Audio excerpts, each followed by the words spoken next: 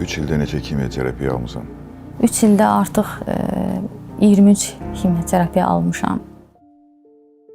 Ümumiyyətlə xərçəngin müalicəsi üçün istifadə edilən kemoterapiya xərçəng hüceyrələrinin bölünməsi və böyüməsinin qarşısını alan dərmanları istifadə edir. Bu ilk növbədə anormal şəkildə çoxalma potensialına malik olan hədəf hüceyrələrini öldürməklə əldə edilir. Bu məqsədlərə çatmaq üçün müxtəlif dərmanlar istifadə olunur. Kemoterapiyanın effektliyi müəyyən dərəcədə müalicə olan xərçəng mərhələsindən asılıdır. Mənfi yan təsirləri olsa da kemoterapinin faydaları ümumiyyətlə hər hansı bir mənfi təsir riskini üstələyir. Kemoterapiya nədir? Kemoterapiya xərçəng hüceyrələrini məhv etmək üçün dərmanların istifadəsidir. Bunları bəzən sitotoksik dərmanlar da deyilir. Kimyoterapiya müalicələri fərqlidir. Yalnız bir dərmandan bir neçə gün və ya həftə ərzində tətbiq oluna bilən çoxlu müxtəlif dərmanlardan ibarətdir. Müalicə ümumiyyətlə bir çox kemoterapi kursundan ibarət olacaq və xəstəyə verilən rejim müalicə olunacaq xərçəng növündən asılıdır. Kimyoterapiya necə verilir? Xərçəngin növündən və alınan müalicədən asılı olaraq kemoterapi müxtəlif yollarla verilə bilər. Kemoterapi ən çox beynəldaxili inyeksiya yolu ilə verilir. O həmçinin ağızdan əzələyə və ya dəri altına yeridilməsi ilə də verilə bilər. Bəzi hallarda kemoterapi onurğa beyni ətrafındakı mayeyə yeridiləcəkdir. Dərmanlar hansı yolla verilirsə, onlar qana hopdurulur və xərçəng hüceyrələrinə çata bilməsi üçün bədəndə gizlədilir. İntravenos kemoterapiya. İntravenos kemoterapi bəzən qolunuzdakı bir damara damlama yolu ilə verilə bilər. Bu vəziyyətdə həkim və ya tibb bacısı tərəfindən damara nazik bir boru daxil ediləcək. Siz evə getməzdən əvvəl bu silinəcək. Əgər damarları tapmaq çətindirsə, xəstəyə periferik yerləşdirilmiş mərkəzi venos kateterin olması lazım ola bilər. Bu qolunuzun əyri hissəsindəki bir damara yerləşdirilən çox incə bir borudur. Yerləşdikdən sonra o sabitlənir və bir neçə həftə damarda qala bilir. Alternativ olaraq bəzi xəstələrin mərkəzi xətt vasitəsilə kemoterapi alması lazım ola bilər. Xətt dərinin altından keçir və ürəyinizə aparan böyük damarlardan birində bitməsi üçün tunelləşmişdir. Mərkəzi xəttin yerləşdirilməsi üçün bəzi məşhur yerlər subklavikulyar yanaşma ilə pektoral bölgə və ya daxili boyun venasını yerləşdirmək üçün boyun bölgəsi yanaşmasıdır.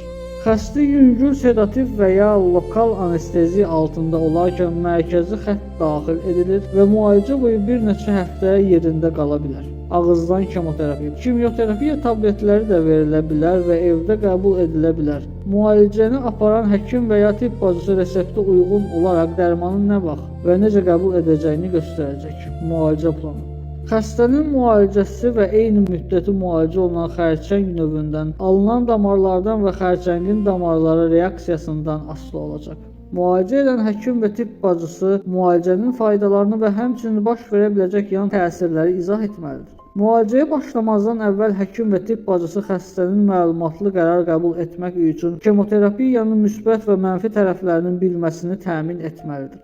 Xəstədən müalicə üçün razılıq tələb olunacaq və bu məlumatlı razılığın alınmasını əhatə edəcək. Kimyoterapiya harda verilir? Kimyoterapiya gündüz müalicə bölməsində ambulator şəraitdə və ya hematologiya şöbəsində stansionar olaraq aparıla bilər. Xəstənin keçirdiyi kemoterapiya növü xəstənin xəstəxanada qalmasının lazım olub-olmadığını müəyyən edəcək. Əgər xəstə uşaq baxımı şöbəsində kimyoterapiya alırsa, müalicəyə başlamazdan əvvəl xəstə müəyyən testlərdən keçməli və həkimə müraciət etməlidir. Xərçəngdən əziyyət çəkən hər bir xəstənin xüsusi diqqətə ehtiyacı olduğundan, xəstələr eləcə də xidmətçilər OPD saatlarında əhəmiyyətli gecikmələr gözləyə bilərlər. Kimyoterapiyanın əsas yan təsirlərindən biri də sağlam və xərçəng hüceyrələrinə təsir etməsidir. Bunun nəticəsində qan göstəriciləri tez-tez pozulur. Son müalicə kursundan sonra xəstənin qan göstəriciləri tam bərpa olunmasa, müalicə təxirə salına bilər. Xəstə özünü pis hiss edərsə müalicə gecikdirilə bilər.